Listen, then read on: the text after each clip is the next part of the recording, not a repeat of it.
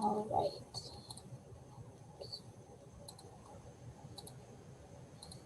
Maybe we'll get going. Okay.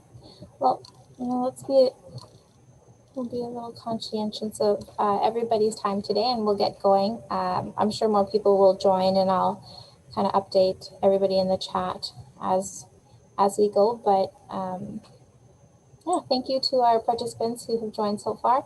We're very excited to bring you another virtual teaching. Sharon Ward is with us again today, and she'll be sharing on evolving traditions. I'll let her introduce herself, and we'll get going. So thank you, Sharon, for joining us today.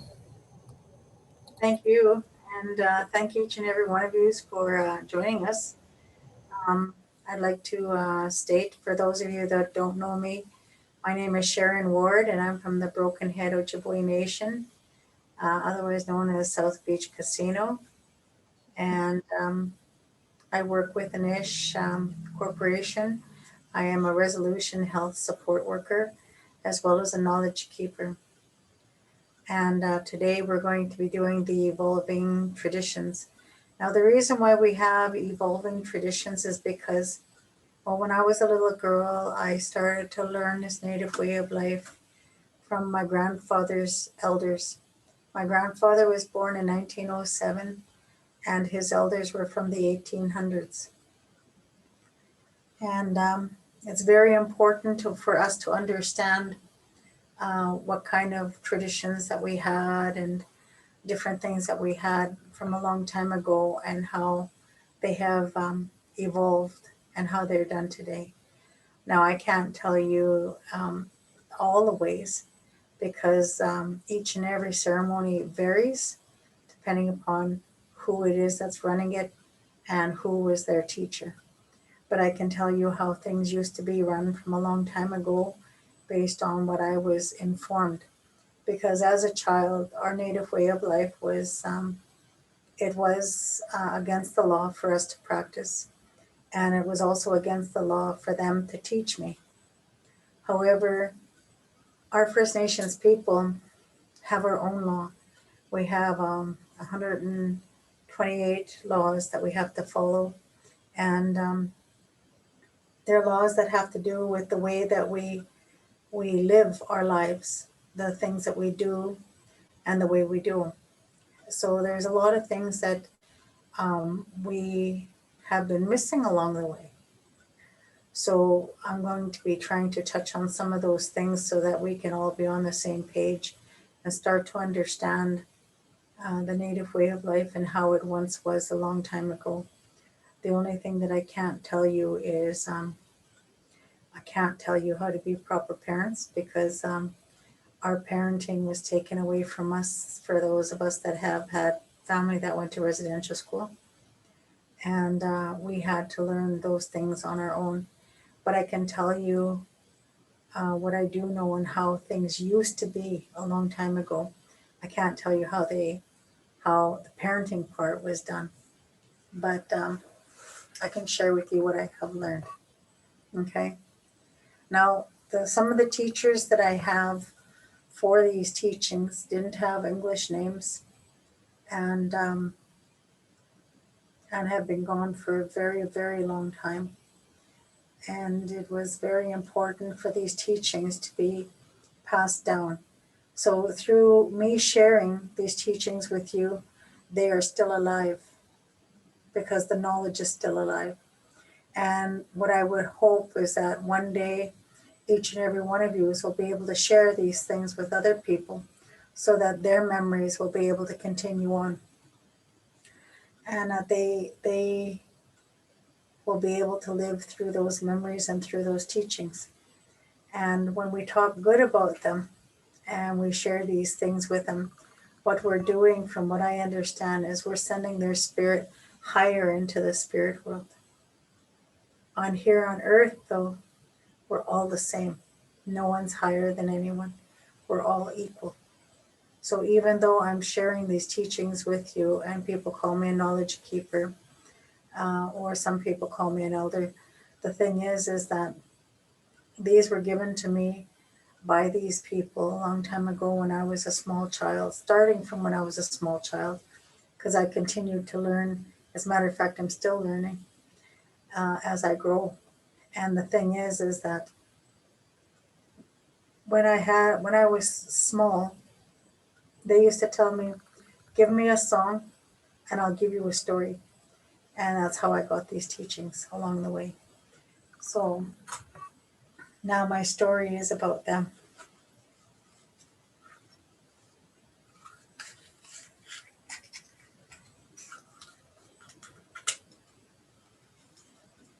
I need to get good matches.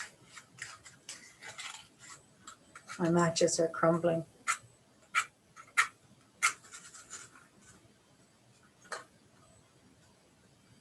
I always like to start off with a smudge so we can have good things and hear good things, say good things. I always smudge my glasses because they help me to see.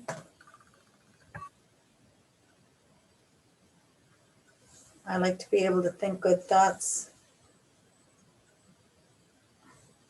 to hear good things, say good things, and feel good things. Ask for that help to have respect for Mother Earth and Mother Nature and all the things that I touch, and to smudge my feet so I walk a good road.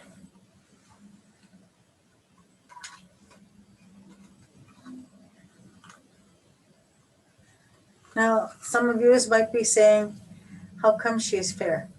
Well, the thing is that I'm not all Anishinaabe. I also have Dakota, Cree, and I also have Mi'kmaq. My father is Mi'kmaq, and I'm fair and have light hair from him. But we also have Norseman and Scottish in my bloodline.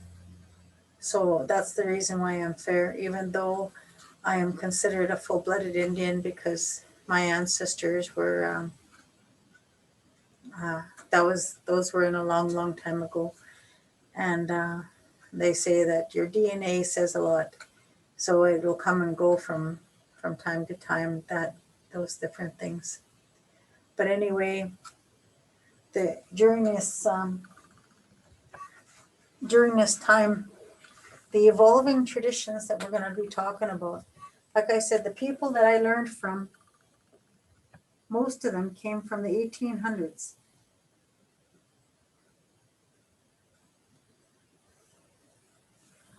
No one can give you an exact date or time that they were born because at that time we didn't measure time the way that it is measured today through clocks and through calendars. We had a stick in the ground, and it depended upon the positioning of the sun and how far that shadow and where that shadow went. That's how we knew the time. So it's kind of like when that stick would be in the ground like this, and the sun was up in the morning, you would see the shadow of this stick, where it was and how far it was. So that's how we measured the time. High noon was when the sun was just above the stick and there was no shadow.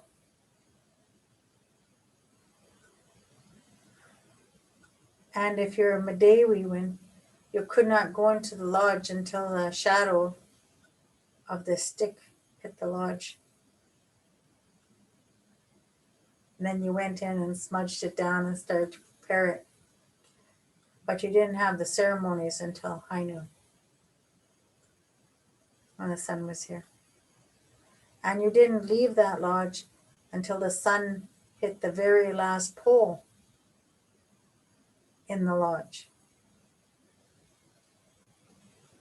And that's how it was. And we measured dates and times by how many moon cycles we had. We didn't just say, that oh, yesterday or today or tomorrow.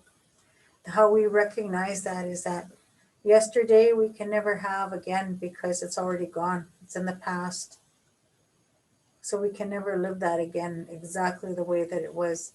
We might have some things that are similar up ahead or today, but they're not going to ever be exactly the same as it was yet in the past. That's gone. Today, I live every day for today. You see, it's almost like a AA meeting because tomorrow never comes. Because by the time it comes tomorrow, it's already today, right? So that's how we measure time. And those teachings are very, even though some people don't understand them, they're very powerful because they have a lot of meaning. You can't live in the past because if you live in the past, you're going to be very sad because not good things happened in the past. And if you're stuck, you really need to find some help to help you to overcome those things because you don't need to be kept in the past. Today is a beautiful day. Creator gave us a beautiful sun, good sunrise, good day. And we make our day. We are now the creators of our lives and we create how our day is going to be. It could be good and it could be bad. It's up to us as to how we want it to be. If we wake up and we're grumpy, we're already creating a grumpy day where everything is going to be, everything's going to happen that could happen. And we're the ones that are creating that by our energy of our bodies. So we want to be able to create a good life. Tomorrow, we can create a better tomorrow if we learn how to help ourselves to have a good life and to be able to overcome the obstacles of tomorrow or today. If we learn how to do something good today, we can carry it on into the future, right? And create a better tomorrow. So that's totally up to us. We can't be blaming anybody for the lives that we have because we choose our lives before we're even born. And the thing is that these elders that have gone on, they gave us a certain way of life to live because Creator started that a long time ago. These things started long before my birth. And I'm just an individual that was chosen to carry these things, to talk about them.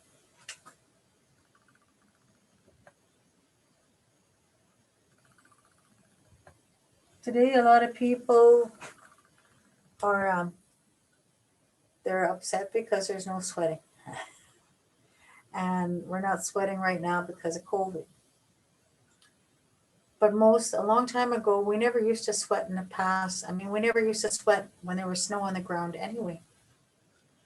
We always used to wait until when everything was finished, like the ground was already starting to get warm.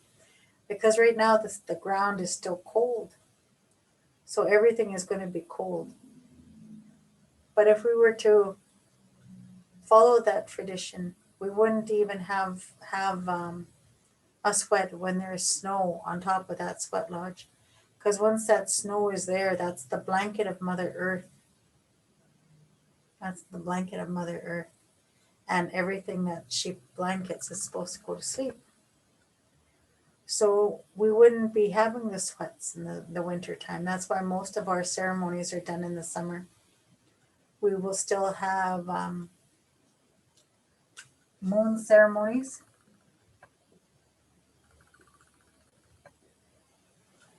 We would have sharing circles.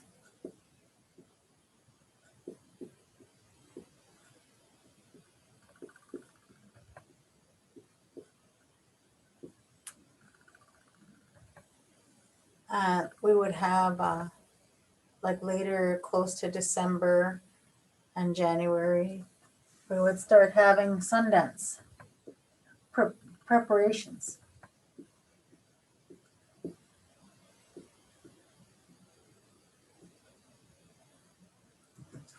would start having sundance preparations. Now, during the winter time was usually meant for women would be we would be sewing. We sew all year round, though. We sew all year round.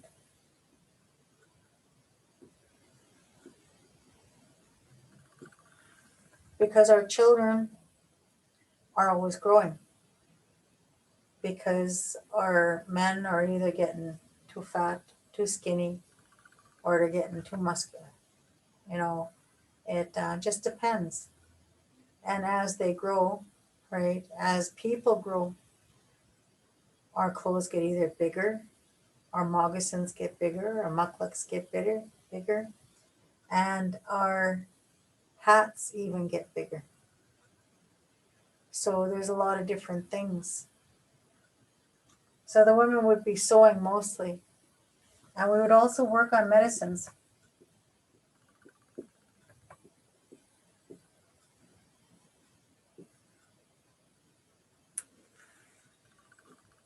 We work on medicines to prepare them and make sure that they're ready for other people that may need them.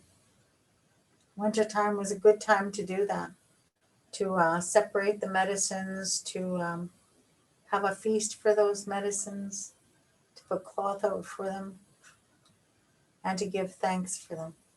Sometimes put them into bags or jars. Well, they never had, they had jars, but they didn't usually use them for medicines. They used them for tea. Okay, and women taking care of children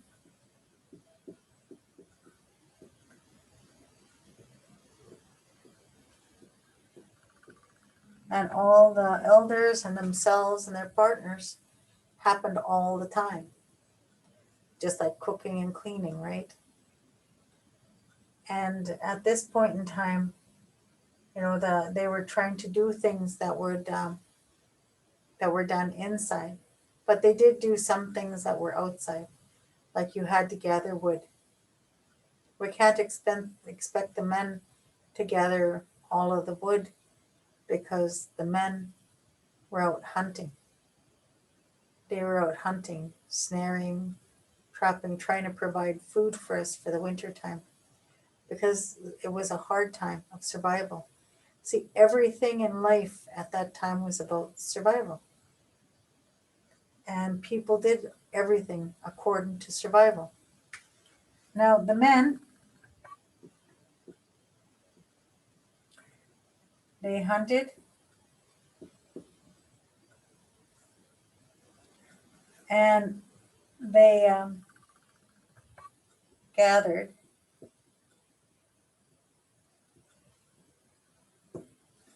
things that we needed. Sometimes it was medicine that had to be gathered during the winter months because there's different types of medicines that we gathered on all year round. And there are medicines that we need that are gathered through the winters. But the men were the ones who had pipe ceremonies and stuff like that. So they continued on with those pipe ceremonies.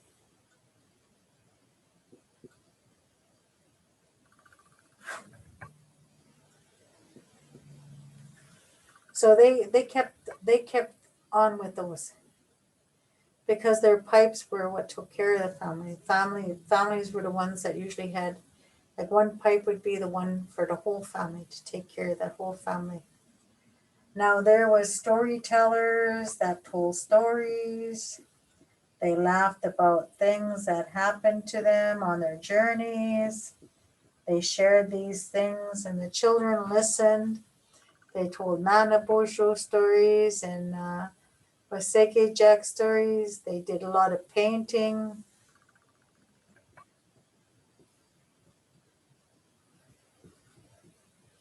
So we told our stories through paintings.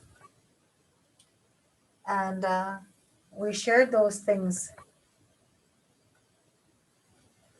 with the children.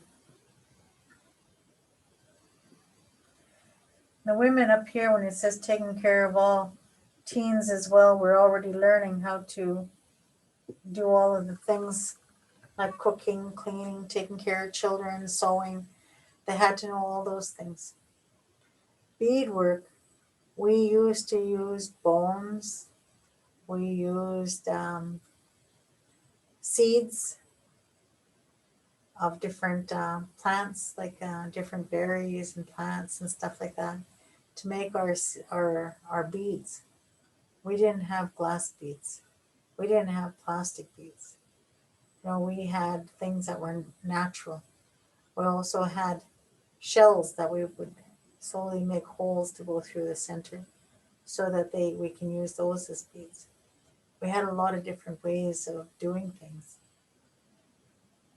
So we did these things, and like our paints back then, they were all natural. Like blueberries were the ones that you got the blue from. The red came from the rocks, right? Some of the yellow came from the trees. And I'm not exactly sure what they used for white. No one ever showed me what they used for white. They would laugh about it. That was a joke when they'd say they used bleach for white, and everybody would laugh. And I'm sitting there looking at them.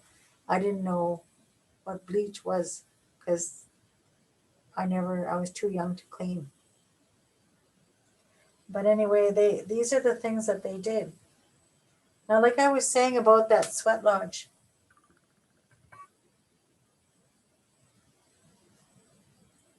one of the things that people don't realize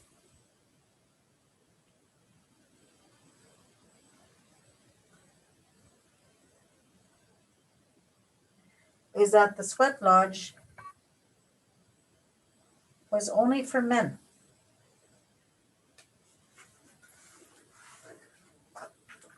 There's a lot of things that were only meant for men. See, a long time ago, because the women are, we are, we are sisters, yes, but we are also the daughters of the Great Spirit. And the reason why we are the daughters of the Great Spirit is because Creator gave us that gift of creation, and it's a gift. And even though, like I talk about this every now and then, doctors know that when the seed is on the side of the uterus, when it releases, it causes us to bleed. The only thing is, like, they know how it happens, how it starts, but they don't understand why we don't need blood transfusions. Where does the blood come from?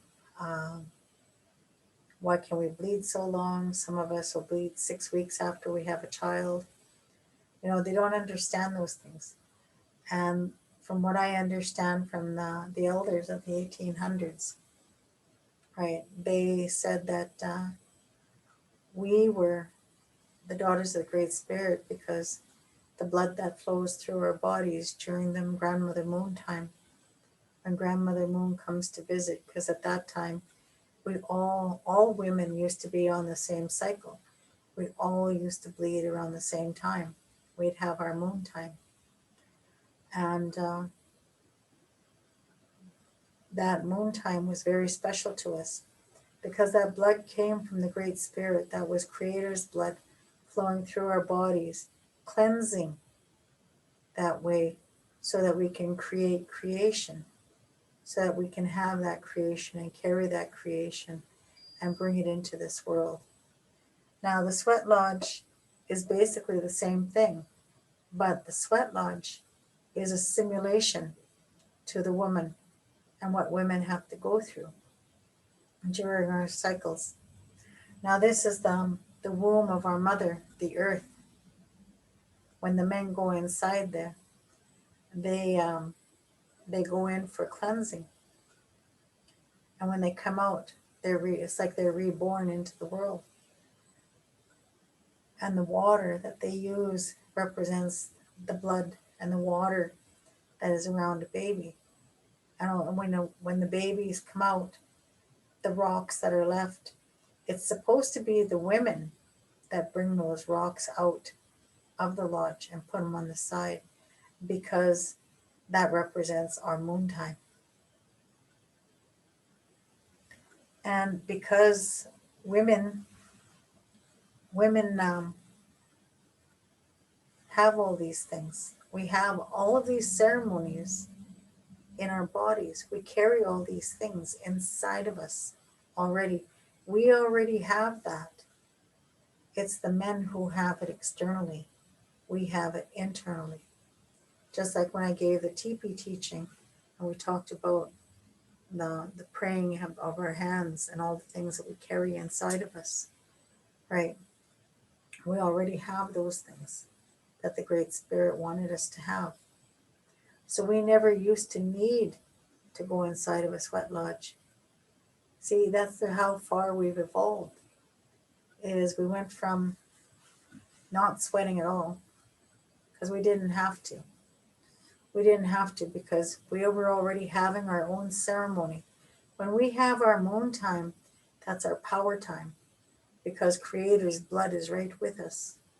And we have to be careful how we think, how we feel, and the things we do with our hands.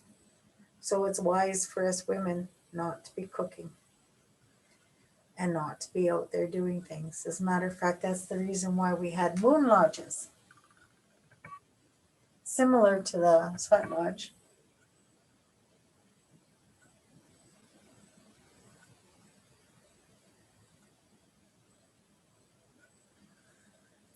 But inside the moon lodge, the difference was is that there's no fire in there. There's a little fire pit, and they used to bring in a rock. And in the wintertime, they'd bring in a few rocks, not enough for you to sweat with, but just enough to keep it warm. Because they didn't want us to get cold, you see, because when we would go inside the moon lodge, we never took our clothes. We take our buckskin off and leave it there because it would get full of blood. On the floor was all moss. This is all moss.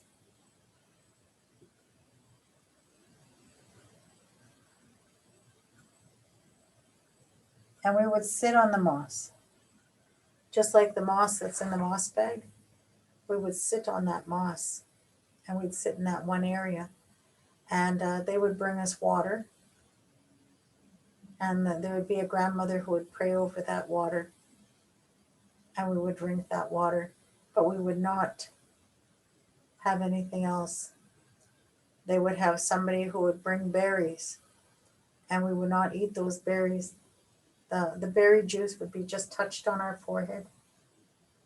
And sometimes they would squish that berry and put it there.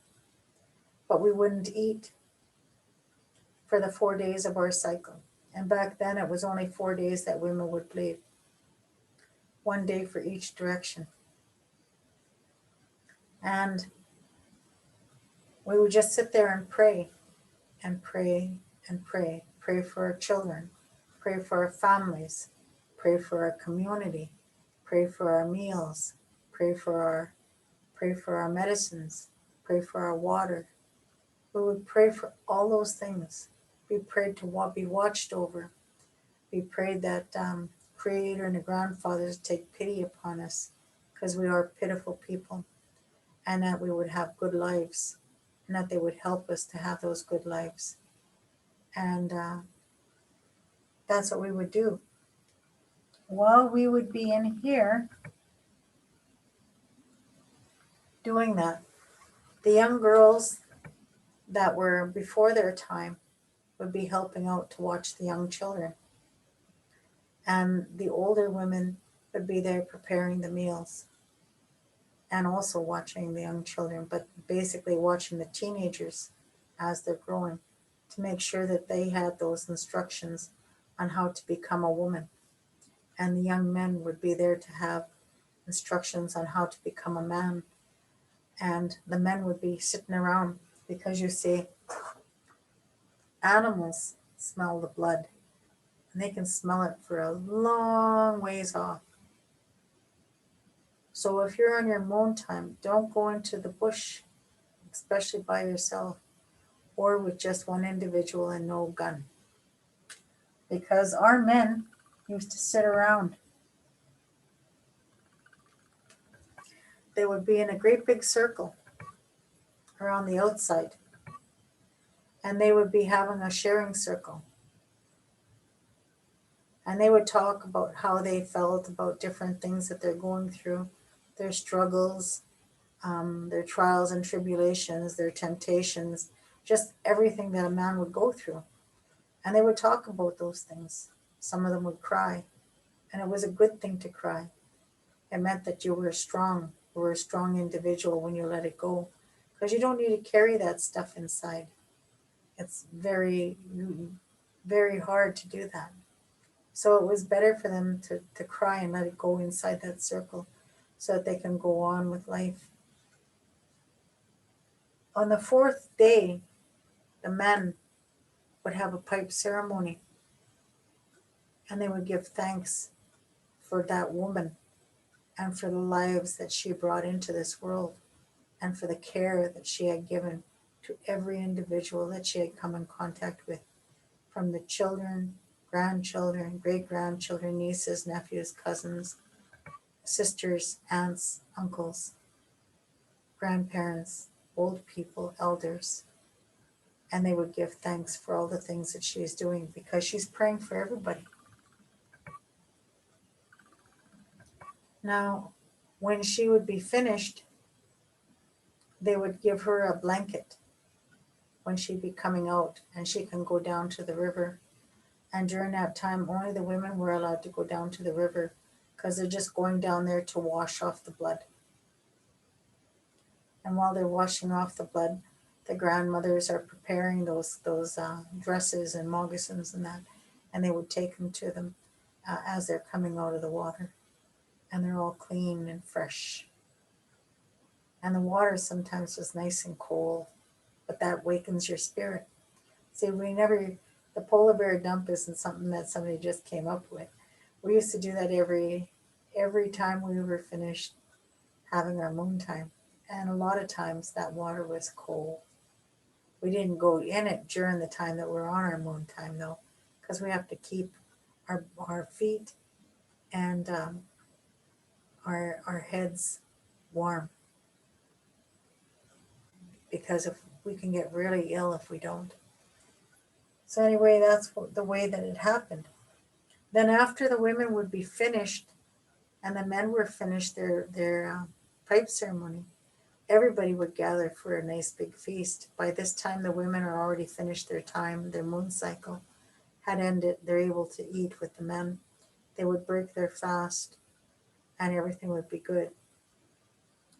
Then the following day, like that night, they would take off all of this, and they would just leave it in a pile. They would leave it in a pile. They wouldn't take it apart. They just leave it in a pile. The reason being is because they had to let the ground, the moss, dry out. And then the next day, they would put the rest of that structure on top, and they would start a fire. And all that moss that held the woman's blood would be burned. And then it would be gathered by the old women after it was finished cooling down. And what those old ladies did is that if we had to move somewhere, they would take that ash and they would spread it all the way around the outside of the community to make sure that nothing would be able to come in. Because animals smell, and if they smell fire, then they won't go beyond that. The only ones that will are domesticated animals like dogs and eventually horses. And we didn't have other pets because at that time you don't eat your food, you don't play with your food. So we didn't have that. But that's how sacred our native way of life is. That they recognized this as being a blessing because it took care of the whole community, and it protected us in a good way. So everything was taken care of. But the men have to do this because they don't have a moon time. They don't have the blood of the Great Spirit that goes through their body. They don't have those things. So they have to go through this route in order to get that same cleansing as a woman. So that's how lucky we are to have that. It's a very beautiful thing. And the thing is that it's a very powerful time. So for men, please, you have a happy wife, you have a happy life. So, and it's very tough on you, right? Like, during that time, because women are hormonal, our hormones are changing, causes us to go through mood swings and everything. One minute we're happy, next minute we're crying or mad, and it's hard for a man to try and figure out a woman. And that's the reason is because of our bodies are changing because of the different things that we go through. But you have a happy wife, you have a happy life. And for you women, be very careful. The evolving times have changed. Right now, we don't have these moon lodges and we don't have the convenience of having somebody there to cook for the family and, to teach, to make sure that the young women are taking care of the smaller children. And so we have to try and modify these things. We have to evolve. Like sometimes we have to talk to our husbands. I'm sorry, hun, but I'm not supposed to be. Traditionally, I'm not supposed to touch the food that the rest of the family has to eat. So it's up to you to cook and to serve. And you can give me a plate as well. This way, I don't have to touch the food, because if I do, I can take everything from that food. Like we take the nutrients, so the family feels hungry still.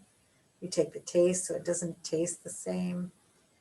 Um, and if the food is prayed over, some people still pray over the food.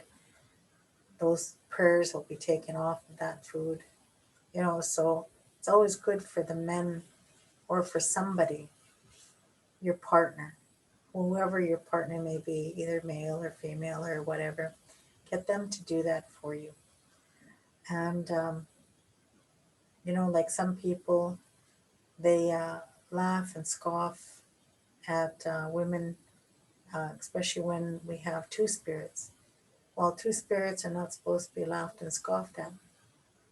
They were just as much a part of this as anything, because they can come over here and take care of things here. They can go over there and take care of things there. They can go to the men's and take care of things here. They can be a part of the sharing circle and take care of things there. So they were very, very important in all of this because they carried the male and female spirit. And they they don't give those teachings, and I don't know why they don't, because from what I understand, it's very, very important. Like during the time when women have like the full moon ceremony is to represent this. But because we don't have these lodges anymore, we have to have our lodges, we have to have our ceremonies outside or elsewhere where we talk about different things like that. And because we don't have the moss to burn with the blood that goes through our bodies, we burn our hair. But we've always burned our hair, like the hair that comes off of our hairbrushes or whatever, right? Or if we cut our hair for whatever reason, we always take that and we burn that into the fire, and we give this the energy and the spirit of all of that hair that was used, that's inside that hair, because we recognize the DNA inside that hair, but plus the energy. And the energy, even though it's not attached to you, it's still alive in that hair. So when we burn that hair, we give that energy to Mother Earth and Grandmother Moon. And we give thanks for the creation that they have helped us to create. So we're giving back a part of ourselves to them and giving full thanks for everything. but we could have done it this way. So we have to evolve because times have changed. And we weren't allowed to have these. It was against the law. As a matter of fact, the men, if they got caught doing these, they got beaten up. These places were set on fire. The rattles and drums and that were broken. Some of the pipes were confiscated and put into museums. There was a lot of things that had happened because it was against the law for our people to actually know any of these things. And a lot of people don't know that how our ceremonies and that evolved because they all changed. They had to be modified in order for us to continue because like I said, it was against the law for us. The law played a major part of it. And you know what? The one thing that these elders used to say is that they don't know if the treaties are real because they don't know who those people are that put their mark there. And the reason why they don't know how to recognize them is because that X they recognized as a mark of a pirate on the boats that came in with the skull and then that mark. And it doesn't say, so all that it says is that all those people that signed, because all these people that showed me all these things, to them, they said that they were all pirates because that's the only thing that they recognized that mark from. And and they also said that when it came time, like they didn't understand because we're pictograph people. We do things in pictures mostly. Like I said, painting. It's called a winter count. Winter count for Dakota people. They they did the winter count, and when they did the winter count was there because it told people the story of what happened to the people for that whole year. But it was made in the winter time because in the winter time they had time that they can do these things. See, in the summertime you don't really have that time to do all of this. There's a lot of things that you got. A lot of people think that a whole year is really long, but if you break it down into the 4 seasons, it's very short, right? And you're very gifted if you have a very short winter, because then that means that your fall and your spring could be a little longer, or your summer, so you have a little bit more to work with. But on times when we have long winters, that was this time that we really struggled to survive. Okay, so we weren't allowed to have ceremonies. We weren't allowed to smudge or purify our minds, our bodies, our spirits, and our emotions because we weren't allowed to use the medicines. And those showed very much so in the residential schools, day schools. And I don't know why they say that in the 60 scoop, because 60 scoop, they said if you had a indigenous foster parent, then you don't qualify for any of their payments. But my big thing is that how can they not qualify when all of this native way of life was against the law until 1978? So how could they be beneficial just because they look native, right? That's not the way that our way of life is. If you don't live it, then it's different. But if you modify those things and you change and you're still living that way of life, then that's good because those teachings stay alive. You see, there's a lot of things that people don't realize. Like, this is just a modification of just a few ceremonies, right? So this ceremony has all evolved, and it even has evolved even more because now, because our men were being beaten up, our men were beaten up and they were being sent to jail. A lot of them didn't practice this when they got out. So the only place that they could practice it was in jail.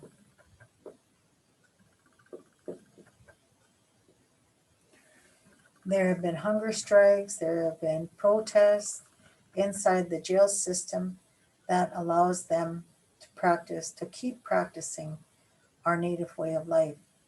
So for some people, they never knew that native way of life until they either until they went to jail because of the residential school, day school, and even some people from the 60s group never knew that native way of life till they went to jail. But jail is just another institution.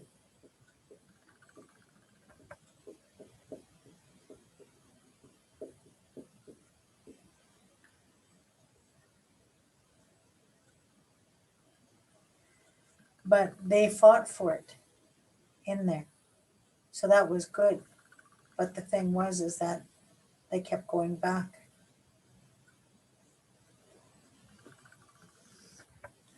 So anyway,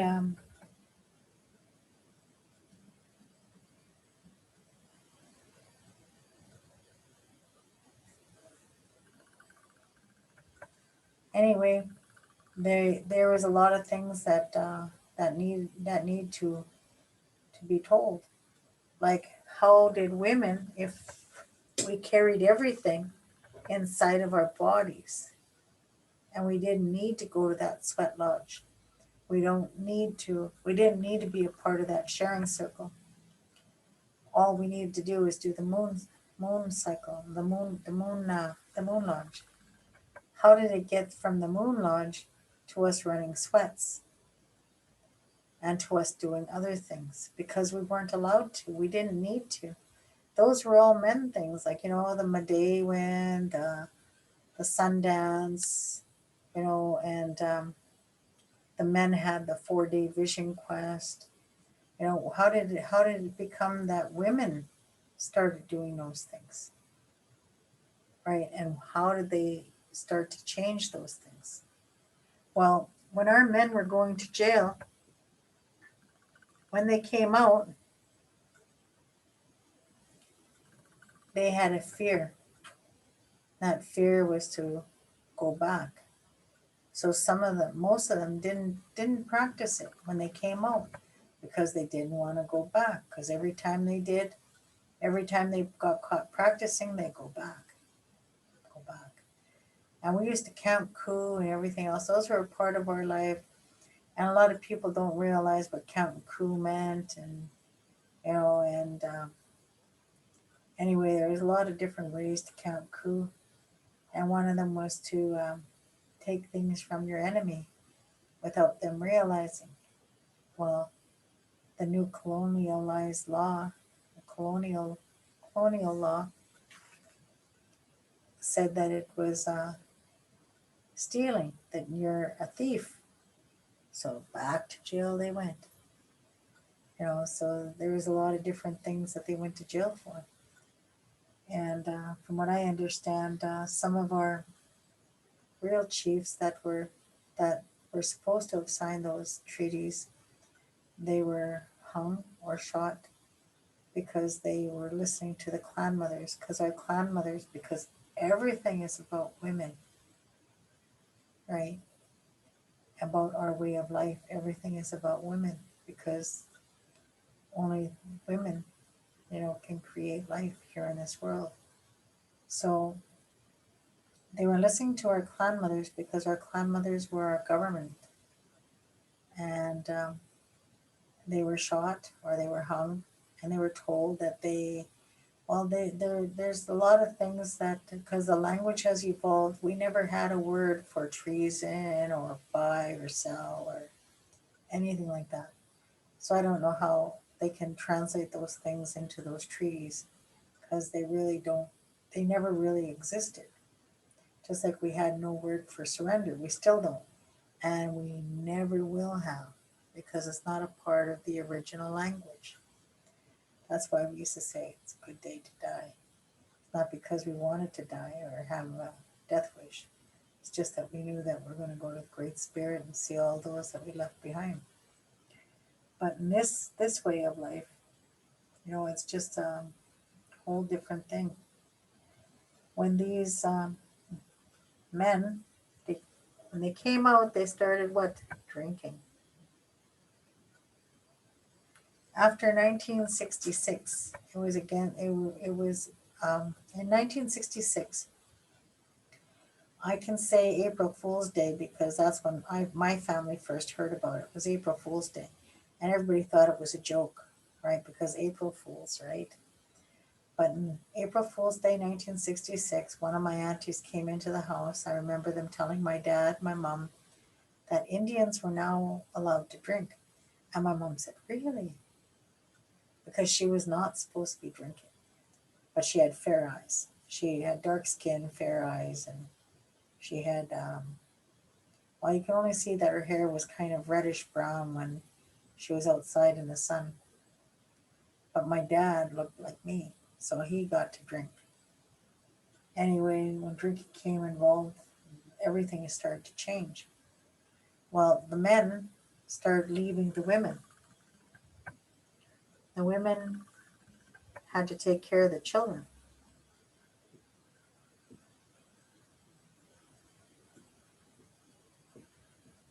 Well, a lot of these children are little boys.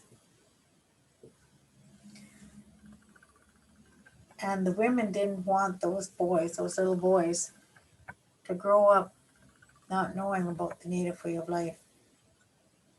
So, what some of them started to do is that at one point in time, there was just women going into the sweat lodges with the medicine man, just one medicine man. And they would go inside those sweat lodges. But that didn't happen until the 80s, late 80s. And how do I know that? Is because I was one of those women that went inside the sweat lodge. And my son, I used to send my son to go and sweat. And anyway, one day he came back home and uh, he told me that I was going to get a phone call. So I got a phone call from the medicine man. He asked me to come because I was experiencing a lot of different things. He said, bring 4 cigarettes, a nightgown, towel, maybe a blanket, and just those 4 cigarettes. So I did. I went and sweat, and then he had one round just for me and him. And it wasn't until afterwards that I started to realize that I was the only woman there. And I had heard about a sweat lodge through the traditional teachings, but I'd never been in one. So this is my very first sweat lodge. And when I was there, the one thing that they talked about is that they were talking about how it was time for the sweat lodge to evolve. That because that our men were getting lost, our men were not following this way of life, and a lot of men were starting to leave their women and children. Because you see, a long time ago, family was everything. Family, right, was inclusive. You never tried to push away your family. You always tried to have your family stay together. So, anyway, the women were now starting to raise their children by themselves. The medicine man said that he started to see how much women were going through because now we're starting to take on the lifestyle of a man. We're becoming the providers, protectors of our families. We're the ones that are raising them. We're trying to teach both male and female, and it's really hard for a woman to do that. Much easier for a two spirit, but not for just an individual. So, anyway, it was time for those women because just having their moon cycle now was not enough to cleanse them from all the things that they were experiencing because they're experiencing both female and male events in their lives. So now it's time for their bodies can't take care of all of that. So, in order for that woman to remain in balance, it was time for them to open up the sweat lodges for the women to go in there. So, we started going in there.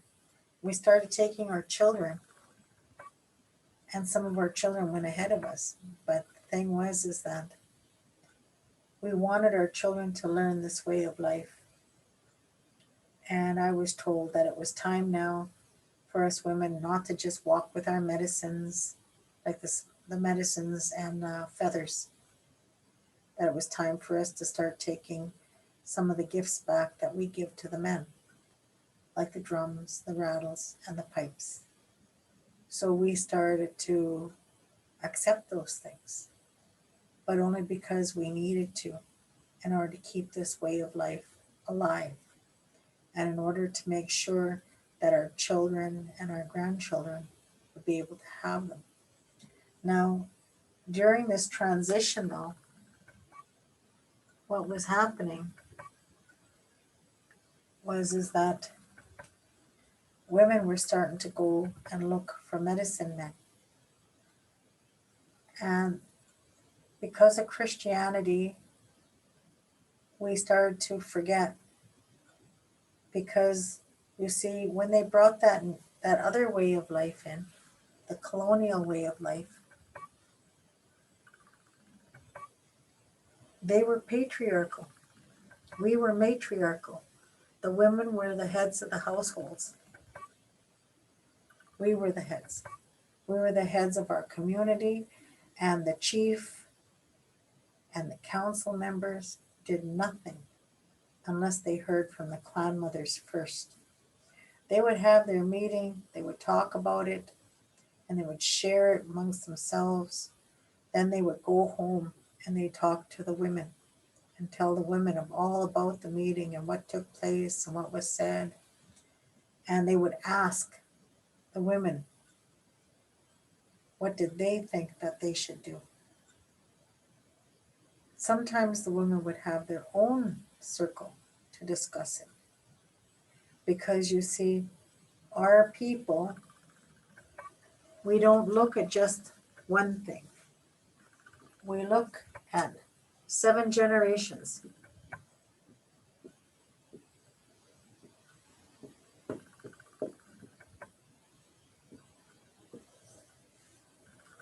We look at 7 generations.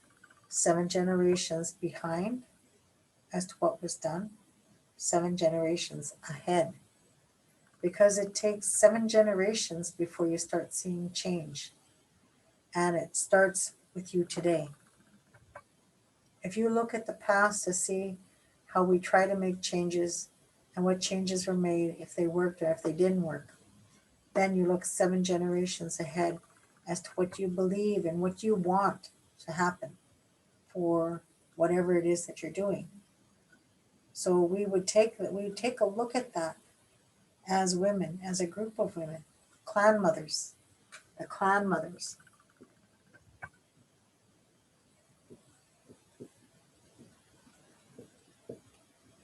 Okay, and there's always 2 head clan mothers.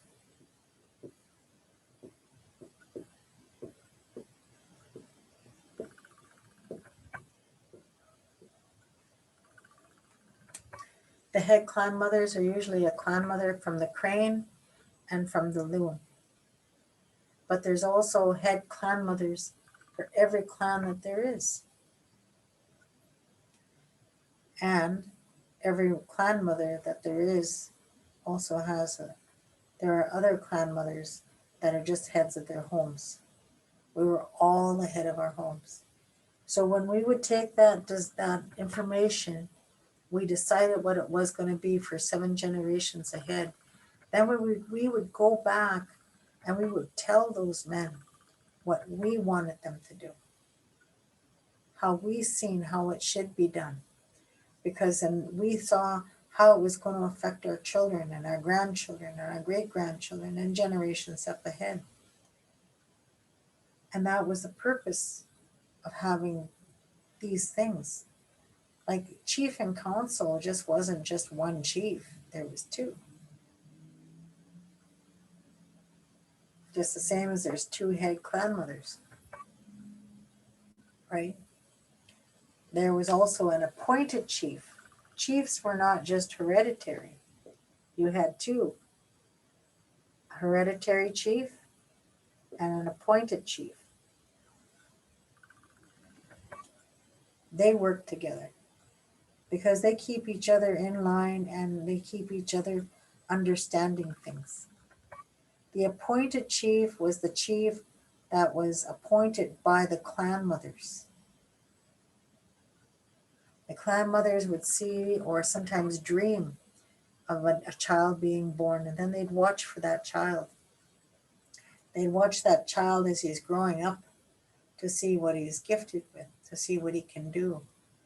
And then when he got to be a man and he started to prove himself as a man, then they would go and they would appoint him to be the chief who would work with the hereditary chief.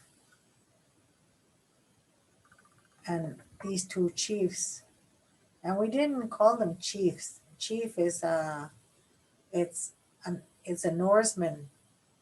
It's part of the Norseman language because they had chieftains that were heads of of their their group. So we didn't have chiefs really. What we had was Ogima, Ogima, right? That's what we had. And that's all that we had. So anyway, this is how our government structure was. It wasn't the chief and the council the way that it is today. That had evolved. That had evolved because when it was a long time ago, it was the clan mothers that were our governance system. We had our own government. They were also our child and family services, and they were our way of life.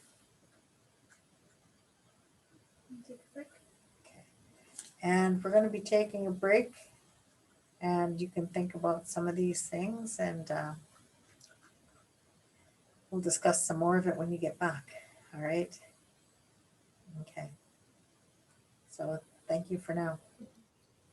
We'll come back at 10 after, or shortly after that.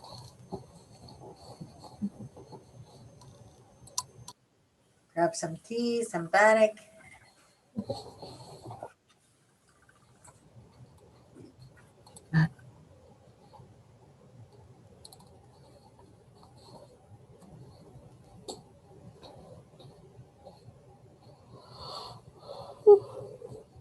11 people.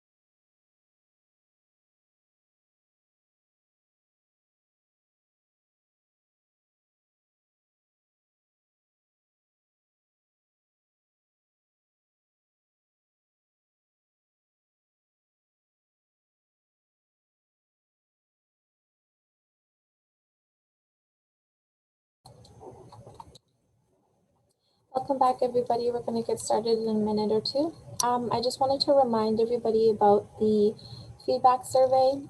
You should have received it in your email with today's Zoom link. If you have a few moments after the workshop, we'd love to hear your thoughts and your feedback, as well as what types of workshops you'd like to see in the future. We always love to get feedback from our participants. It helps us do a better job for upcoming workshops. So thank you so much for those that have done it in the past. I'm going to be sharing some links. If you have to leave a bit early, that's fine. Or if you'd like to recommend today's teaching to friends or family, it'll be available on our website either later tomorrow or after the weekend. So we'll get back to our teaching here. I'll let you take it from here, Sharon. So today, because there's no more clan mothers, well, there are, but they're not really recognized because you cannot be told that you're a clan mother. You cannot be, you're born a clan mother. See, clan mothers, the ones that are the head decision makers,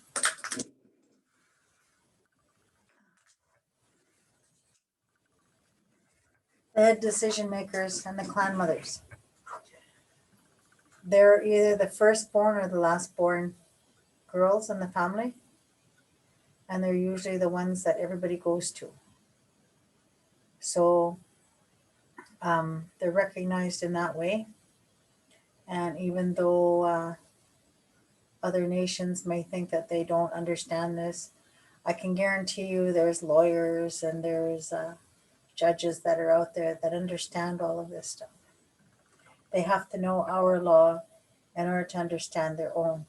And our law is more of a natural law, theirs is a man made law.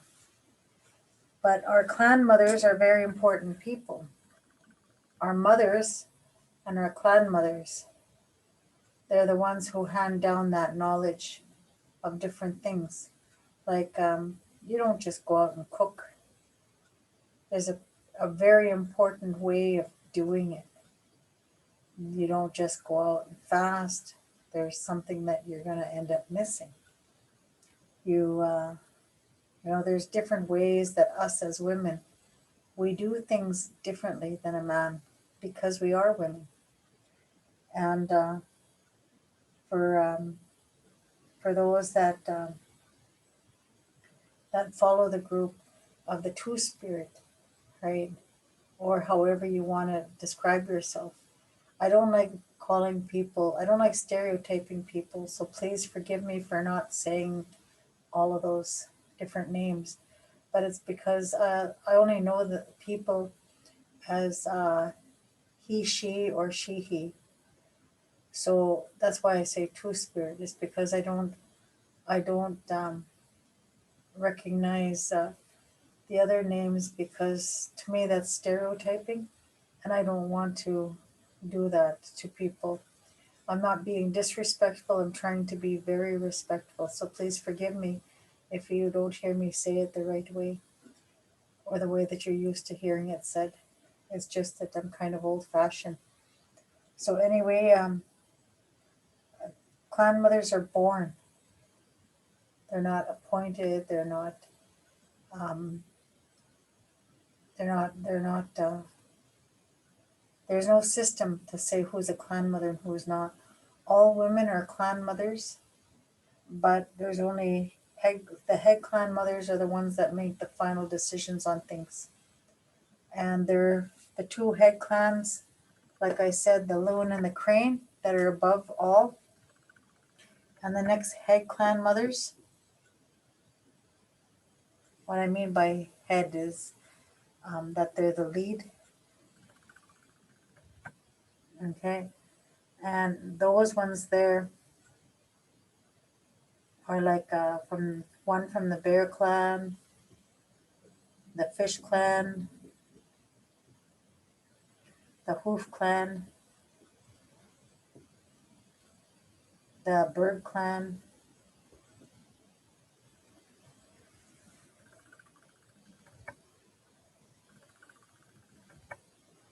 and what am I missing? Oh, eagle clan, or the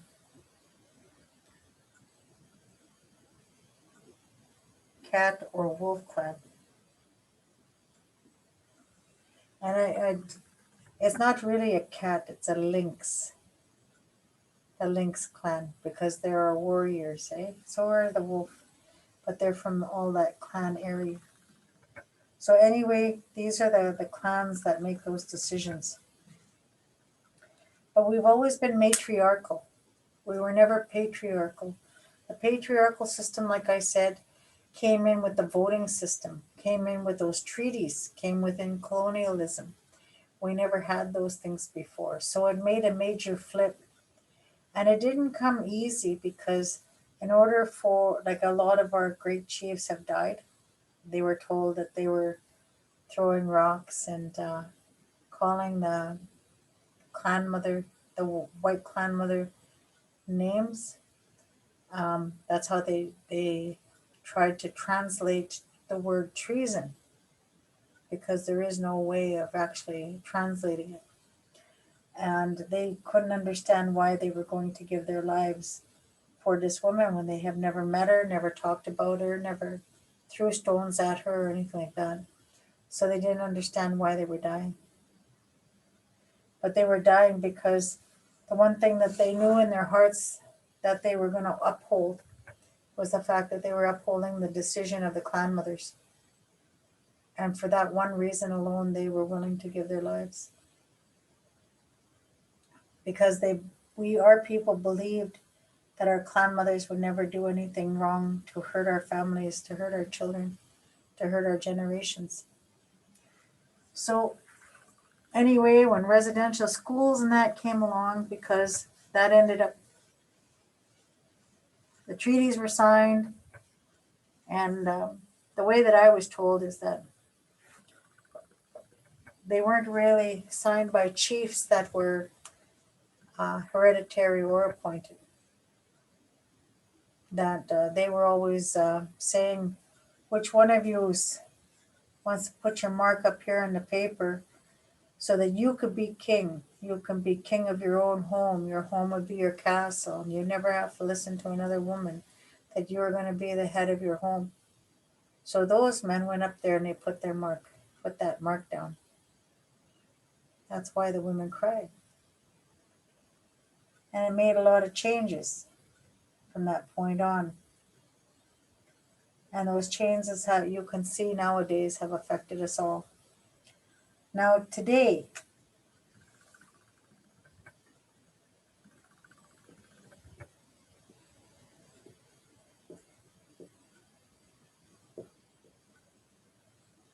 I love sun dancing. I'm a sun dancer, have been for a long time. And I don't really have to sun dance anymore. It's just that sometimes I choose to. But anyway, Sundance nowadays uh, is different just too. It's very different than the way it was described to me. From what I understand, a long time ago, in this circle, here's the tree, here's a doorway, here's a doorway, doorway, and a doorway. Now, it represents that medicine wheel, and this represents the tree of life. And that tree of life happens to hold the nest of the thunderbird or the eagle. And our men were the only ones that danced. There was no women that danced Sundance. And it wasn't always called Sundance.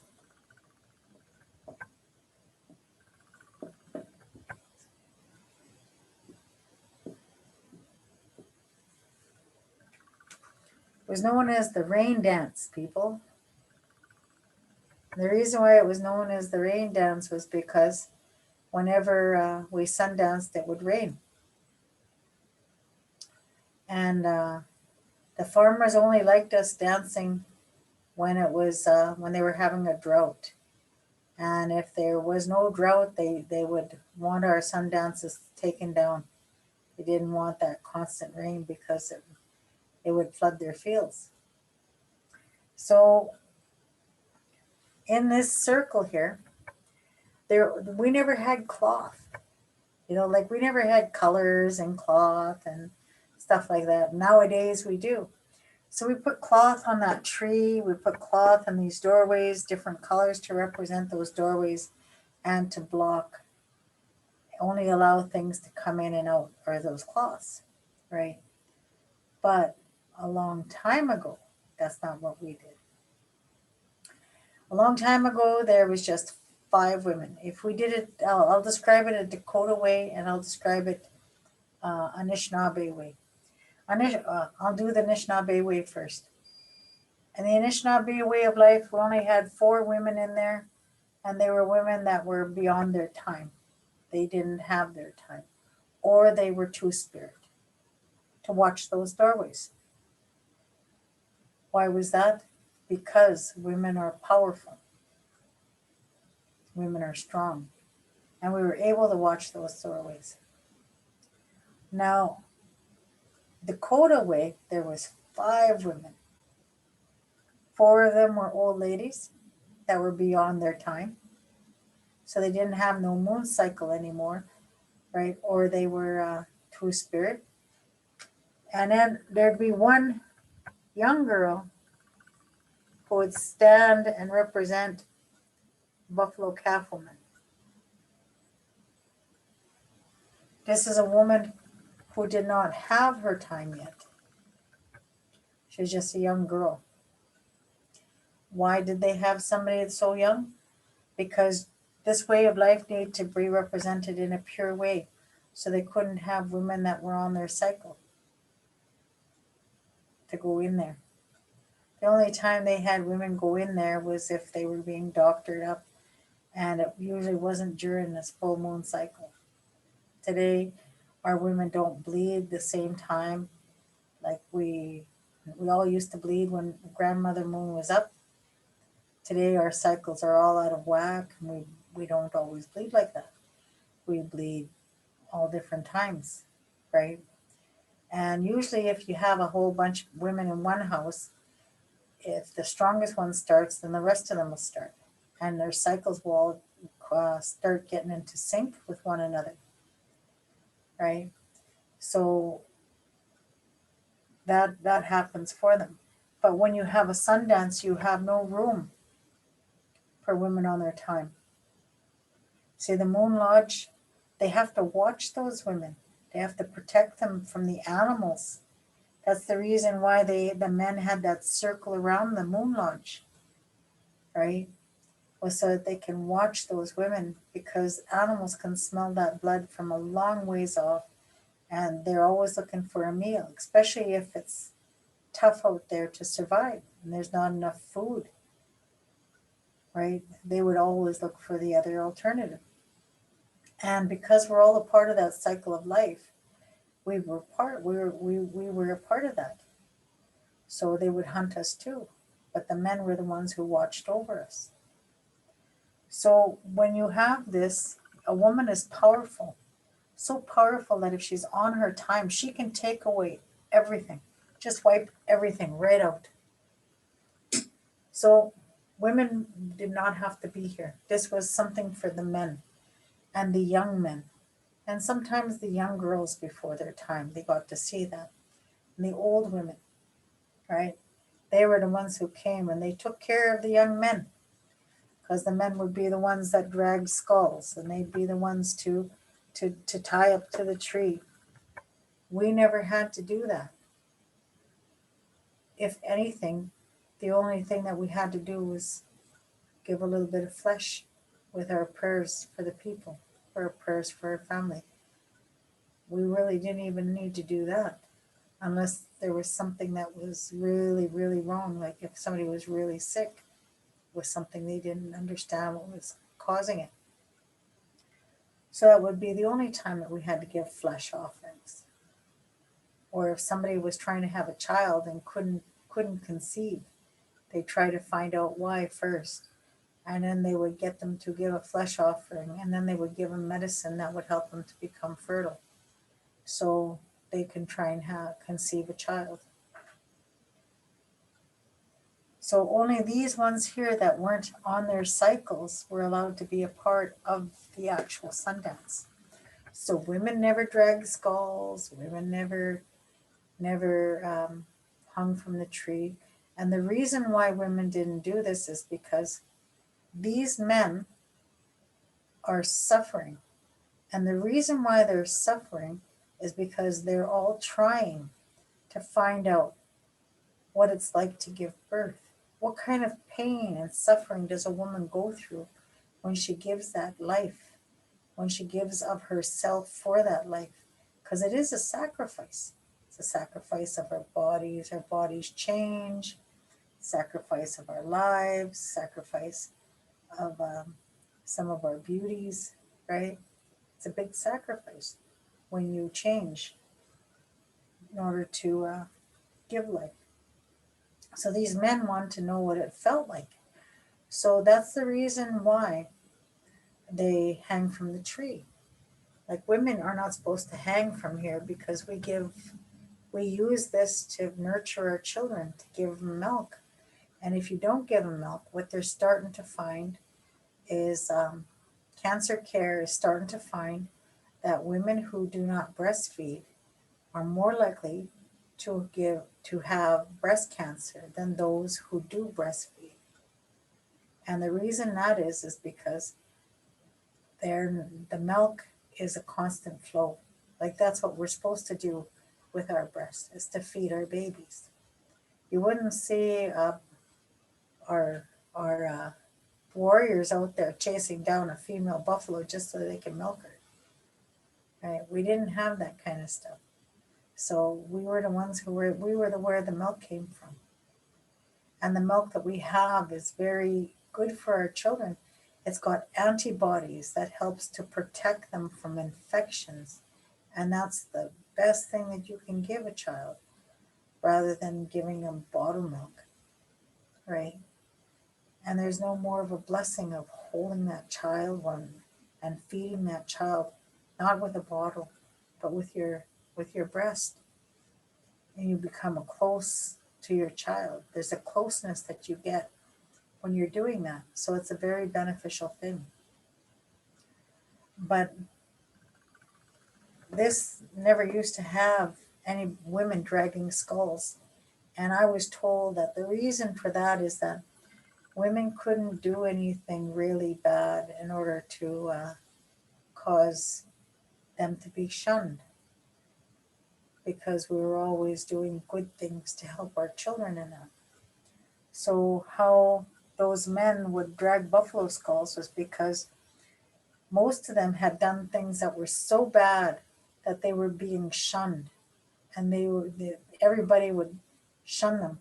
So what they would do is that when it came time for that man to drag buffalo skulls, everybody would turn their back to him. They would turn their back to him to represent that shunning of wherever he was being shunned from. Maybe it was his wife's family that came from a different tribe. But because he was being shunned, we had to represent that shunning. So we would turn our backs to him while he's dragging that buffalo skull. And once he's truly wanting to be forgiven for whatever it was that he did, then he would break from that buffalo. And then everybody would turn back around, and they would give that buffalo call for him to represent that he's been forgiven from Creator and the grandfathers. So everybody now has to forgive him. So we never had to do that. So today, where people are doing it for different reasons, and women never really had to do all these things. For me, I I didn't just start fasting. I was fasting as a child. Every spring, every fall, I get sick. And during those 2 times, I couldn't eat, couldn't drink, and all I wanted to do was sleep. And I remember when I was about 8, maybe 7 or 8, my grandmother got worried about me because I was really, really ill. And she said to my grandpa, she wanted to take me to the hospital, and my grandpa said no. He says, not that one there. He says, the other kids, you can take them to the hospital, but not that one. He says, that one there, grandfathers are preparing her for up ahead for the things that she needs to do. So you need to leave her right now, because those grandfathers and that they're talking with her as because she's not eating, not drinking, and she's going to be fine.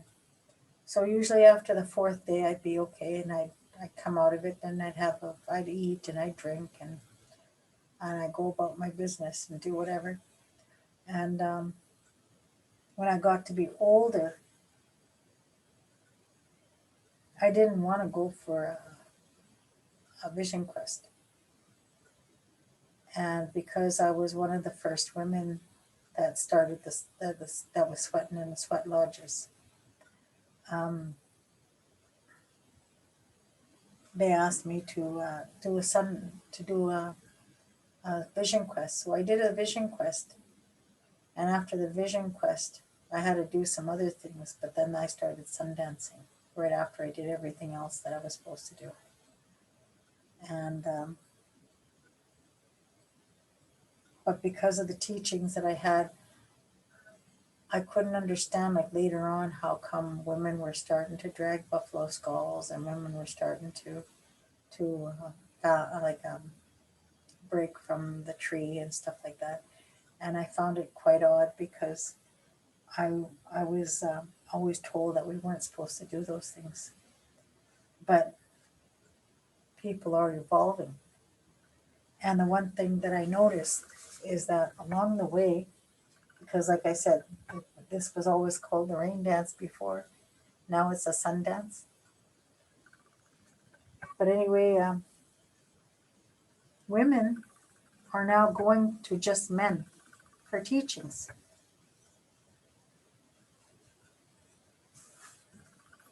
So when you go to men, and only to men for teachings, because our men were very vocal. When these men came out of jail, some of them were very vocal, and they wanted the women to know about the native traditions and stuff like that. So they started to become very open and talking about the traditions and talking about the ceremonies. And they started running the ceremonies. And the women were the ones who were starting to come. So women were learning how to walk this way from the men, because women didn't like going to jail. Women didn't want to get beaten up for talking about what they knew. See, even the powwows were all underground. Powwows,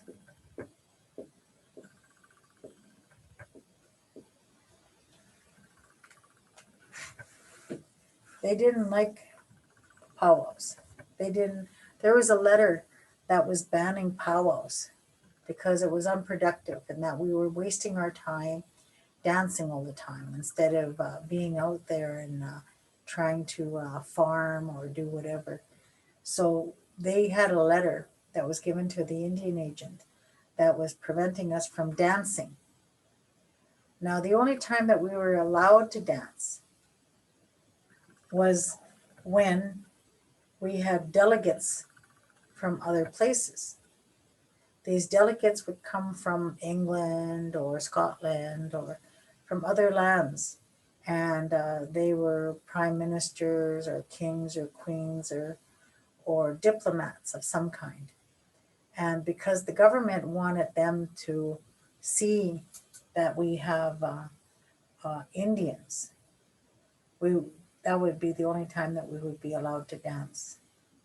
And then it got to the point where we were only allowed to dance in some very few parades. So the rest of us who danced powwow, we went underground. We went out into the deep, dark bushes, and we only danced during the time that there was daylight. Once there was night light, there was no light, we had to leave because I can't. It's hard to dance at night, and other reasons. Um, we used to dance in the basement of a church. There was a man from Saskatchewan. His name was Cunningham. They called him Reverend Cunningham, but he wasn't really a reverend. And he had a church. And what he would do is he would go upstairs and he would play gospel music. Those big reel to reels. I don't know if some of you know what they are. They're big reels, and they record. It's kind of like a great big. Oh, I guess you guys wouldn't know what they are because they're not DVDs. They're not cassettes, and uh, they're not 8 tracks. You guys don't even know what 8 tracks are, right? Huh? Okay. Well, anyway, they got the name powwow because the word powwow isn't just about hitting a drum and the drum goes pow and the people go wow.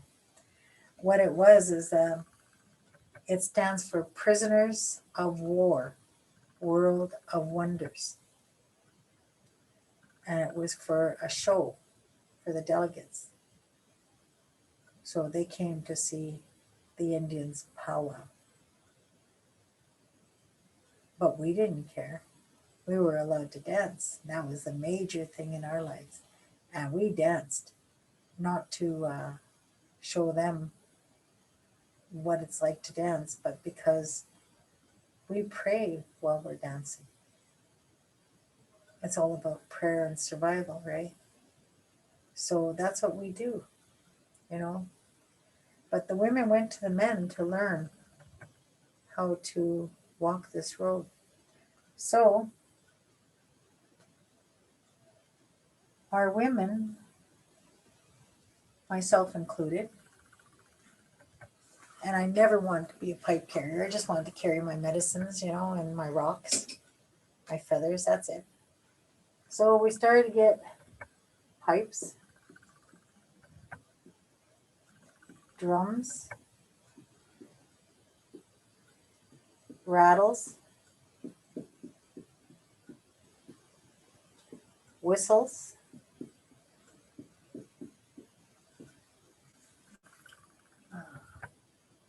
We started to get all these things. And some people went to men and some people went to women. For me, I've had the blessing of having both. So I understand that in balance. And I had so many things coming to me. I had pipes being given to me, drums being given to me, rattles. I had all kinds of things. And I kept giving them away to other people, and kept giving them away and giving them away. And I said to somebody, I says, I don't know why. I says, but everybody keeps giving me all these things. I says, I don't know what I'm supposed to do with them. I says, I keep giving them away. I says, they just keep coming. I says, when is it going to stop? Finally, this old lady yelled, and she yelled, and she said, I know what it is. Come over here. So I went over there, and she sat me down. She says, when you start taking those things, then you'll understand. They'll stop coming to you. It's because you're meant to take those things. You need those things in your walk. And I said to them, I said, but I says, I don't feel comfortable. See, it took me a long time to start doing the things that I was meant to do. And I was supposed to do them a long time back. But I didn't do them because a part of me felt like I was inadequate, that I wasn't ready for those things. And another part of me um, was because I felt unworthy. And I also wanted to know everything before I took it, because I was always told that never just take something like right away. Somebody comes up to you and they say, "Oh, you're supposed to have this." If you've dreamt it, go ahead and take it, and then learn what it's about before you start using it. Go out there and learn the songs from the drums. Learn what your rattle is for. Is it for a certain direction? Is it for ceremony songs, or is it for just singing? What is your whistle for? Are you just there for Sundance? Is it there for drum for powwows? Is it there for doctoring? Or what is it for? Is it to call those spirits? Find out what these things are all about. Even your pipe, you need to find out what your pipe is for. Even your grandfathers, there's lots of things you need to know. You need to know who your spirit helpers are, and you need to also find out how to work these things in balance, because none of these things you're allowed to touch during your time. You're not allowed to be close to them. When you know that your time is coming close, put them away, and don't take them out until after you're completely finished. Some people say 4 days before, 4 days after. Some people will say just when you know that you're done, then you're good. It depends on who your teacher is. And I'm not going to criticize anyone for their teachings, because every individual is different for different reasons. And we're all similar, so I look for the similarity in all things. So that's what I say. Like, be careful what you do, be careful what you say, be careful what you take, because some things are meant for you and some things are just meant for you to have for a little while, and you hand them down. When you dream about giving them away, then it's time for you to give them away.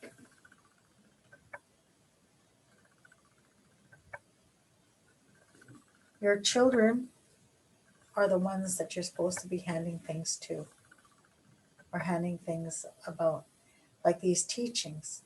The teachings and that are very important. You start teaching your children when they're small. And I never criticize Christianity or anything like that, because I understand that there are different walks for different people, and as long as that walk helps that individual, then that's good for them.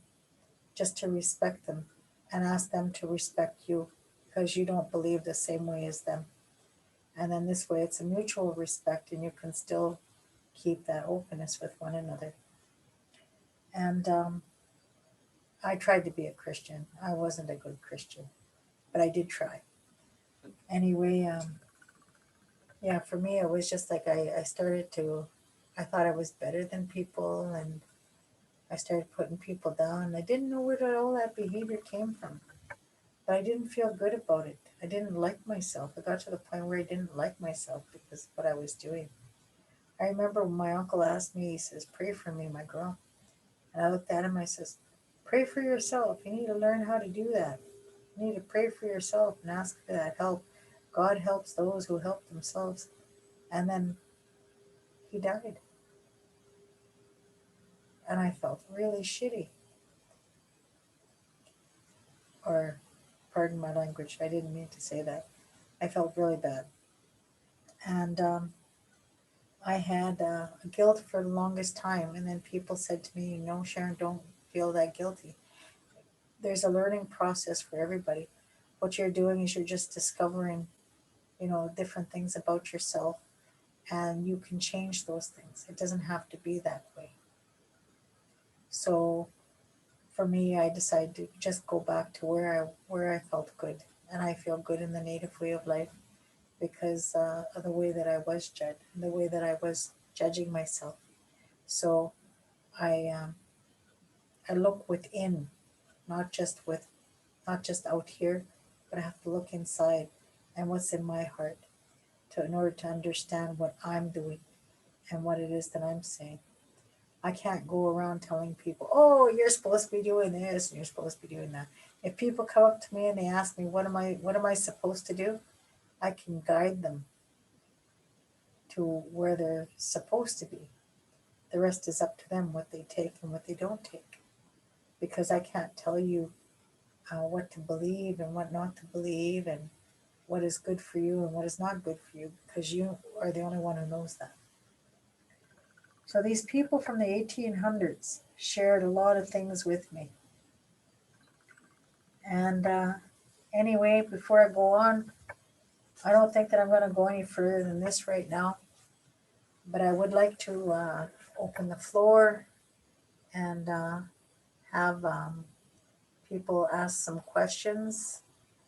When you're asking questions, you can either do it on the chat or open your mic and or put up a hand and open your mic so that we can get that chat going. And Amanda will take care of most of that. Mhm. Yeah, so if anybody has any questions, you're welcome to unmute yourself. I didn't see any questions in the chat. Um, yeah, if anybody has any time or any questions, you can Or unmute yourself.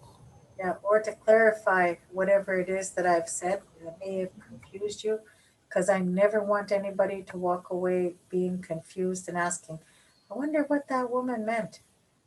So if you have something to ask, feel free to ask it because this is the best time to do it while I'm sitting here. Okay?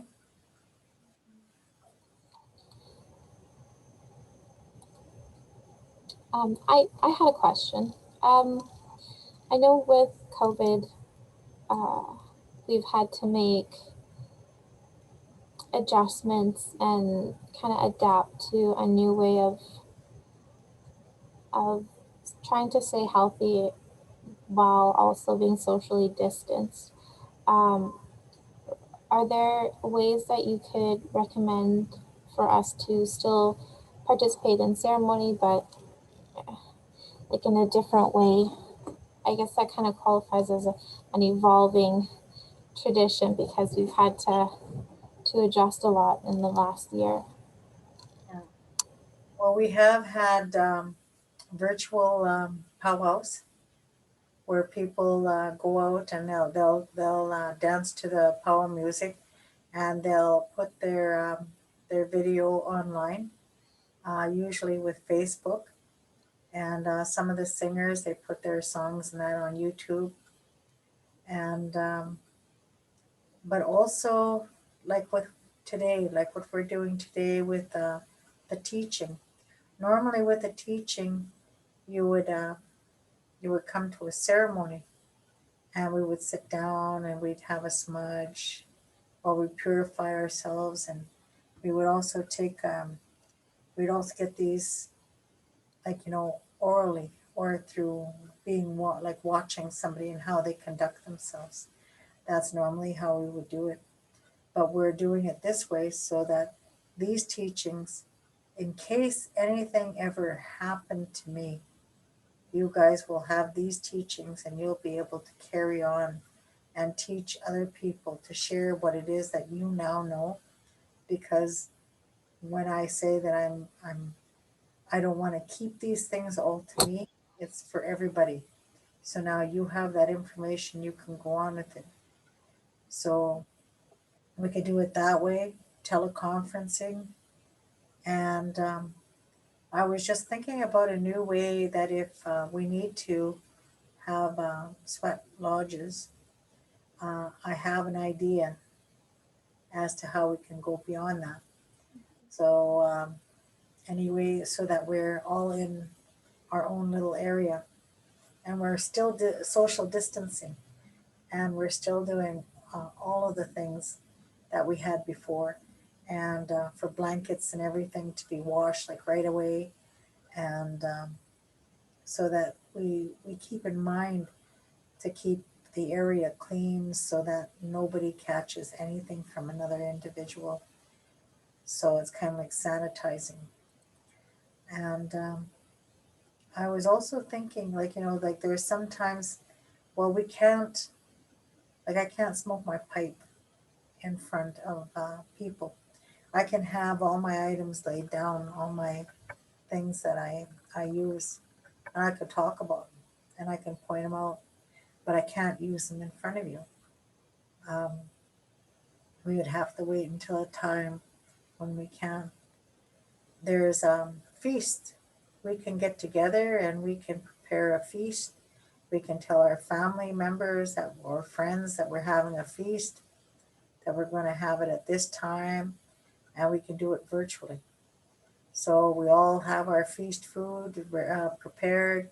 We all are there. We're all smudging everything and ourselves on Zoom uh, or some other way, and we can maybe we can have it on Messenger Live, right, with one another somehow, right? And we can hold our spirit plates up at the same time, say our prayers together, and then later on go and put it out. And then this way we just and just the household, right? Because we can have our households. We don't have to social distance from people within our homes unless we think that they got COVID or they've been in contact with somebody from COVID, right? But for everybody else, we'd be able to have our feast and do it that way. And like sometimes people are out there gathering medicine right now, like red willow is a good time to pick medicine right at this point where there's still snow on the ground. So there's lots of things that people can do, and you don't have to go in the same vehicles. You don't have to be. You can still social distance, still be able to talk 6 feet apart, right? You just need to talk a little louder, and you guys can be gathering medicines that you need, and there's those things. You don't have to be isolated. Another thing that you can do is exercise. Exercise is good medicine. People don't realize it. Like, I say, oh, I don't want to do that today. Oh, I'm too sore. I can't make it. Well, you know what? I have problems with my back as well. And I have friends that have arthritis. And I'll tell you, we exercise. And when we exercise, it's a good medicine. If we don't exercise, we get stiff, we get sore, we hurt even more. We have a hard time breathing, we have a hard time walking. Especially when you start getting older. And you need to have that in your life. So just be aware, keep yourself moving. Don't sit in one place too long. Get up and do something. Yeah, the warm weather is definitely exciting. I find that going for walks really helps, um, not just with physical health, but like mental health. Kind of going outside, breathing fresh air, and it does a lot to kind of clear the mind and help you organize your thoughts when you go on a nice walk. Hmm. Does anybody have a question? I have a Sharon? question. Yeah, you go ahead. Um, if you don't have the motivation or you're feeling depressed and down, how can you change to want to go do something to make yourself feel better? There's a lot of us who are could be depressed, mental health issues. You don't even like to leave your house. So then what? Like, what should you do?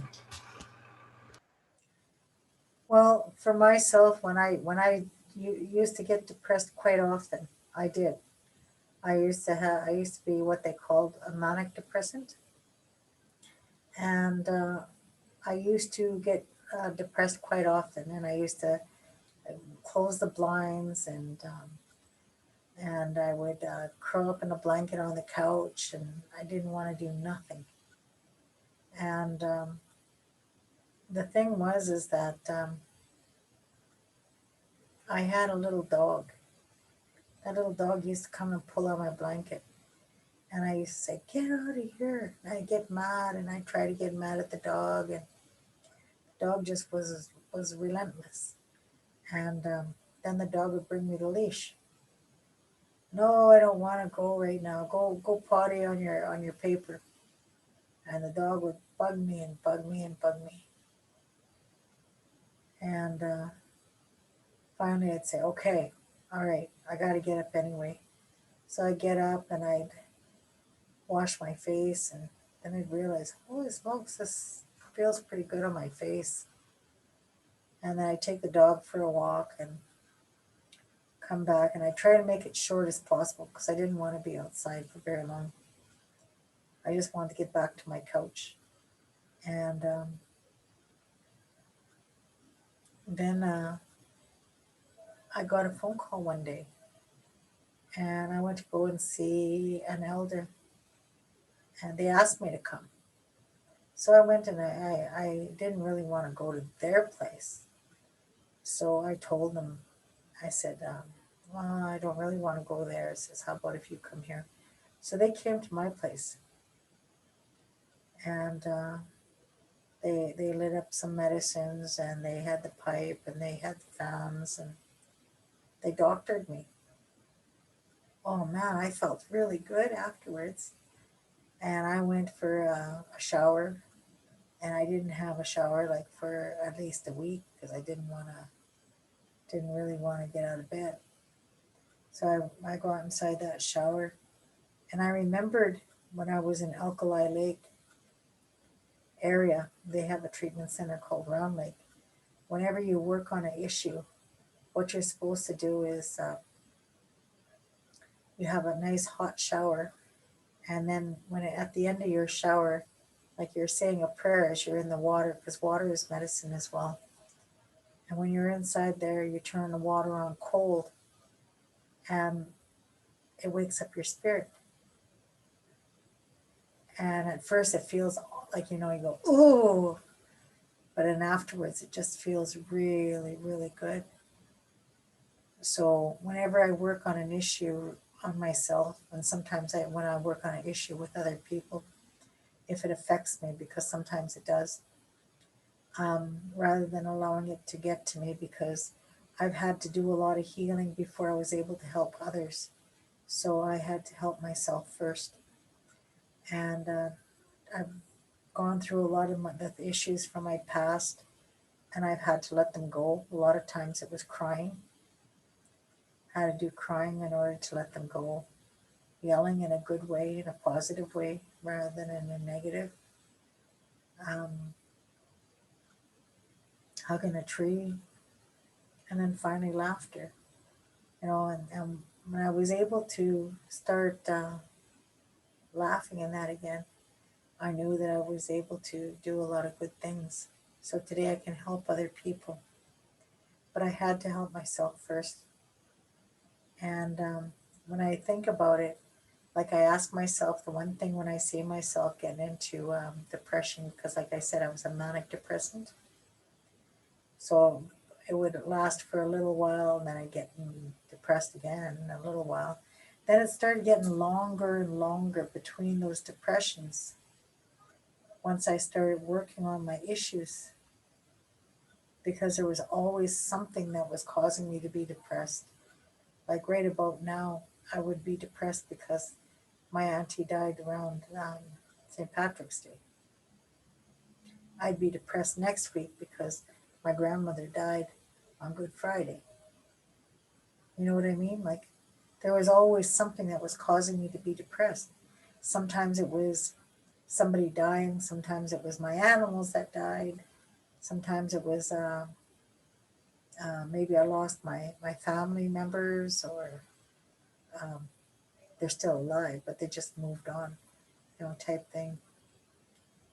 And, or my husband, so anyway, there was different reasons why I was depressed, and I had to look at those things, let them go, and then move on. And today I'm a lot better for it. But remember, when you work on those issues, it's always good to have a hot shower first, have a cold shower afterwards, because your spirit becomes weak when it has to deal with those things. So it becomes stronger when you wake it up, when you wake up your spirit. And that cold water on your skin, because it's just a layer over top of it's like a blanket over top of the spirit, right? So when you have that coldness and you go, oh, it wakes up your spirit. And when your spirit is awake, it feels so much better, so much better, especially when you start praying in the water. Use that. Thank you. I think I'll go take a hot shower and then an ice cold shower then and do something. Thanks. Okay. All right. So what I'm going to do other questions?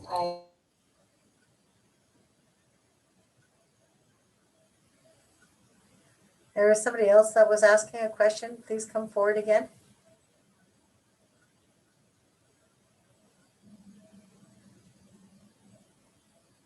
I'll let you know first. I sorry, I have my coworker's just talking in the background, but I had a question about technology. Um, I know that when we talk about evolving traditions, like one of the biggest differences, from 50 years ago to today is that technology has advanced quite a bit. And so my question is, um, what what differences have you noticed? Like some of the biggest differences due to technology? Well, like we're able to use a lot of technology nowadays, except it's helping in this pandemic. A long time ago, if we had, like when we had scarlet fever and smallpox and stuff like that, influenza, we didn't have a way of communicating this way. That's why they said smoke signals. Anyway, we've come a long way from smoke signals to hand drums to flutes to technology, right? Now now we're able to communicate at long distances. But technology, even though we can use technology for some things, there's some things that we can't use technology for. Like I was saying, you can't do a pipe ceremony in front of a camera because it might catch the image of one of those grandfathers that are helping us. And um, it's kind of hard to say, like, we don't want to be able to, we don't really want to do that. Like, we know that they're there, and we don't need to have like a picture of somebody or something and just show it around. I know that my niece one time caught a picture of Sabe, but she caught him accidentally. She didn't know that she had a picture of him until she got her photos back from being processed, and they were looking through 'em. Then she realized that behind her husband there was a Sabe, and he was mimicking her husband. Like her husband was sitting down, he had his knee like this, and he was sitting forward like that. And Sabe was sitting behind him, and he was doing the exact same thing. So he was mimicking him, and you couldn't get that like that kind of picture you would never get. But Sabe was the one who allowed it to happen. And the reason why we believe that he allowed it to happen was because her husband didn't live very long in life. And Sabe speaks the truth. He's honest. Like Sabe is honest, and his honesty is so. He wanted to tell her something, and she had a very hard life with her husband. But Sabe allowed her to know that that he wasn't going to be there for very long. So the messages that we're given are sometimes not the ones that we really want, but they're there. But she wouldn't have had it unless she had that technology. And like technology, we wouldn't have vehicles. That's a part of evolution, right? We went from walking everywhere to being dragged on, on long pieces of wood, either by our dogs or by our horses, to having cars, right? And from cars, I think they went from cars to kites and airplanes and other things, and everything is just keeps evolving. And look at skidoos; they came from barges, right? So it's a never ending evolution. But the thing is that there's a difference between evolution and devolution. Devolution means you can't have progress unless you destroy something. That's the reason why it's called devolution. You have to destroy something in order to create something or to evolve, help something to grow or evolve. Evolution means that it's never ending. Ever, ever, right? So it's there's a real difference. And evolution just means a gradual change in things, but it's changing forever. Just like some of our animals, right? Like crocodiles, turtles, they're evolving, but they're evolving slowly. That's evolution. So anyway, anybody got another question?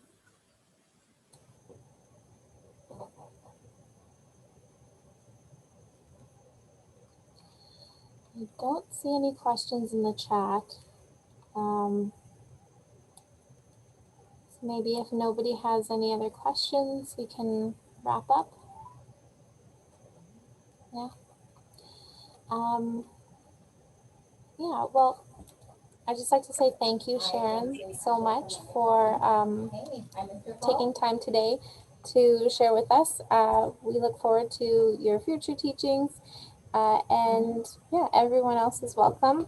Kind of keep an eye out on our website. We had some of our workshops are canceled this week due to some unforeseen circumstances, which happens. But we're very excited to bring some more teachings next week. If you have any questions, feel free to reach out to us, message us on Facebook or through email. Our email is admin@anish.ca, and we'll get back to you as soon as we can. Yeah, thank you, Sharon, so much. I hope everybody has a wonderful rest of your week and a great weekend. All right. Bye, everybody. Bye-bye.